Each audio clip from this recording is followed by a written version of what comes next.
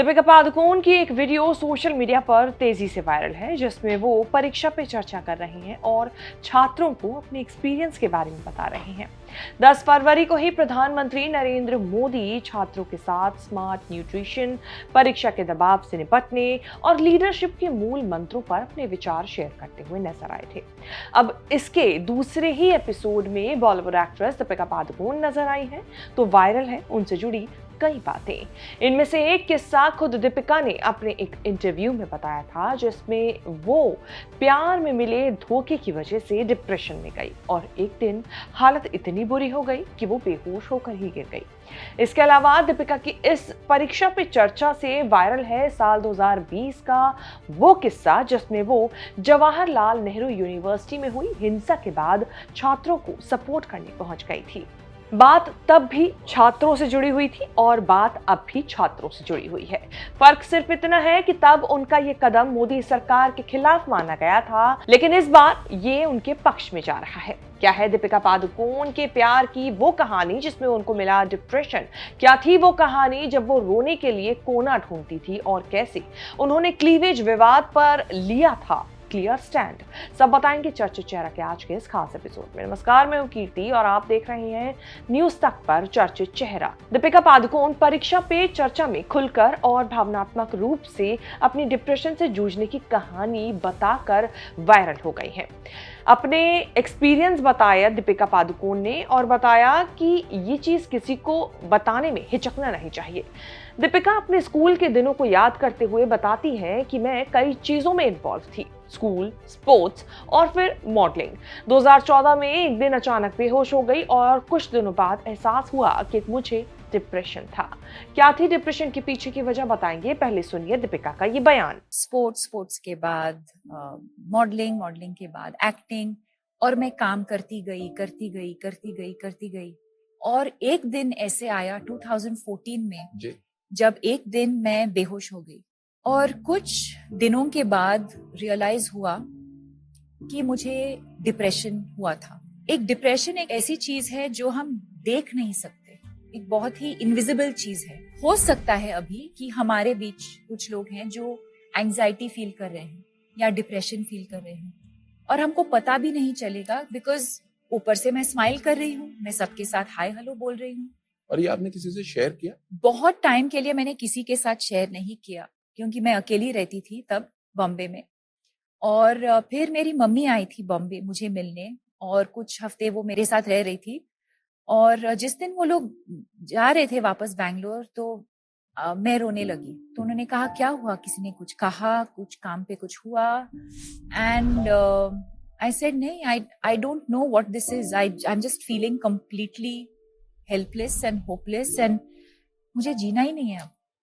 तो I was very lucky in that moment that my mother realised और उन्होंने कहा कि एक साइकोलॉजिस्ट को फोन करते हैं। हमारे देश में बहुत स्टिग्मा होता था मेंटल इलनेस को लेकर, मुझे कैसे हो सकता है, कि मुझे कैसे हो सकता है, या अगर मुझे हुआ भी है तो हम किसी को बताएंगे नहीं। जैसे ही मैं बात करने लगी इस इलनेस के बारे में, I started feeling so free, so light. और वहां से मेरा जर्नी शुरू हुआ मेंटल हेल्थ अवेयरनेस को लेके। डिप्रेशन, एंजाइटी, स्ट्रेस कभी भी किसी को भी हो सकता है। दीपिका आज इंडस्ट्री की एक बड़ी स्टार बन चुकी हैं। पति रणवीर सिंह के साथ अपना सुखी जीवन जी रही हैं और हाल ही में एक बेटी की मां भी बनी है। लेकिन एक वक्त था जब वो रोने के लिए कोना खोजती थी। ये दौर था रणबीर कपूर से उनके ब्रेकअप के बाद का, जब दीपिका का खुद को संभाल पाना मुश्किल हो रहा था। कई मीडिया रिपोर्ट्स में दावा किया जाता है कि रणबीर से ब्रेकअप के बाद ही दीपिका डिप्रेशन का शिकार हुई थी। बता दें कि दीपिका पादुकोण रणबीर कपूर के साथ रिलेशनशिप में थी और एक्ट्रेस जल्द ही रणबीर से शादी भी करना चाहती थी, लेकिन दोनों का ब्रेकअप हो गया। दोनों के ब्रेकअप के पीछे जो वजह बताई गई वो भी हैरान कर देने वाली थी। कहा गया कि रणबीर उस वक्त किसी दूसरी एक्ट्रेस को भी डेट कर रहे थे, यानी कि डबल डेटिंग। इस पूरे मामले में दीपिका की मां ने उनकी मदद की थी जब वो डिप्रेशन में चली गई थी। उन्होंने स्थिति को पहचाना था। दीपिका ने एक इंटरव्यू में बताया था कि वो ऐसे दिन थे जब वो सिर्फ सोना चाहती थी, वो जागना भी नहीं चाहती थी क्योंकि सोना उन्हें छिपने का एक बेहतर तरीका लगता था। उस समय आत्महत्या करने के ख्याल भी दीपिका के मन में आते थे, जिनसे उन्हें लड़ना होता था। एक दिन दीपिका बता रही थी कि सब कुछ ठीक चल रहा था, लेकिन जब माता पिता उनके घर से मिलकर वापस जा रहे थे, दीपिका उनके सामने टूटकर बिखर गई और अचानक रोने लगी। इसके बाद से उनकी मां ने इस मामले को सीरियसली लिया और दीपिका की मदद की। रणबीर कपूर से पहले दीपिका का नाम वैसे मशहूर क्रिकेटर युवराज सिंह से भी जुड़ चुका है। रिपोर्ट्स के मुताबिक दीपिका पादुकोण और युवराज सिंह की मुलाकात कथित तौर पर साल 2007 में हुए पहले T20 वर्ल्ड कप के दौरान हुई थी। दोनों की दोस्ती हुई और दोनों रिलेशनशिप में भी आ गए, ऐसा रिपोर्ट्स में लगातार दावा किया जाता रहा। लेकिन ये रिश्ता भी ज्यादा चल नहीं सका। आपको बता दें कि दीपिका डिप्रेशन से खुद जूझ चुकी है, इसलिए उन्होंने लोगों की मदद के लिए लिव लव लाफ फाउंडेशन बनाई है। इसी फाउंडेशन के जरिए दीपिका लोगों की मदद करती हैं और लोगों को मेंटल हेल्थ से जूझने के उपाय भी बताए जाते हैं इसी फाउंडेशन के जरिए। इस फाउंडेशन को बने अब तक 10 साल पूरे हो चुके हैं। दीपिका से जुड़े एक और विवाद की बात करें तो जब वो सबसे ज्यादा चर्चा में आई थी 2014 के वक्त में, जब उनसे जुड़ा क्लीवेज विवाद खूब चर्चा में आया था।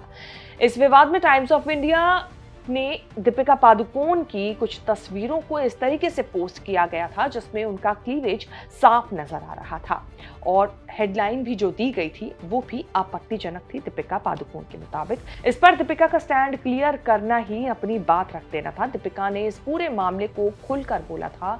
दरअसल टाइम्स ऑफ इंडिया ने दीपिका की कई फोटोज के साथ कैप्शन देते हुए लिखा था, ओ माई गॉड, दीपिका पादुकोण's क्लीवेज शो। फिर क्या था, दीपिका का गुस्सा तो फूटना ही था और हुआ भी ऐसा ही। दीपिका ने इस कैप्शन पर और टाइम्स ऑफ इंडिया की इस खबर पर खूब तगड़ा जवाब दिया। उस वक्त दीपिका ने गुस्से में जवाब देते हुए कहा, हाँ मैं एक औरत हूँ, मेरे पास ब्रेस्ट है और एक क्लीवेज, आपको कोई दिक्कत है?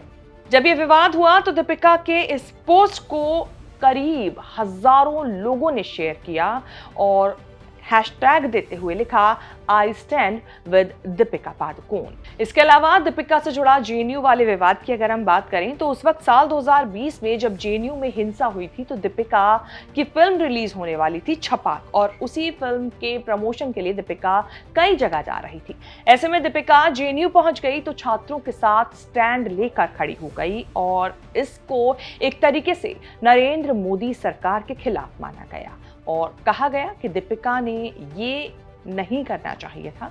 हालांकि अब दीपिका जो नजर आ रही हैं तब भी छात्रों के साथ ही नजर आ रही हैं, लेकिन इस बार फर्क सिर्फ इतना नजर आ रहा है कि दीपिका पहले सरकार के खिलाफ एक तरीके से नजर आ रही थी, लेकिन इस बार सरकार के साथ ही छात्रों का समर्थन करते हुए छात्रों की मदद करने के लिए एक साथ आई है। दीपिका पादुकोण हाल ही में मां बनी हैं। बेटी दुआ को जन्म देने के बाद भी उनकी कई तस्वीरें और वीडियो सोशल मीडिया पर वायरल हुई हैं।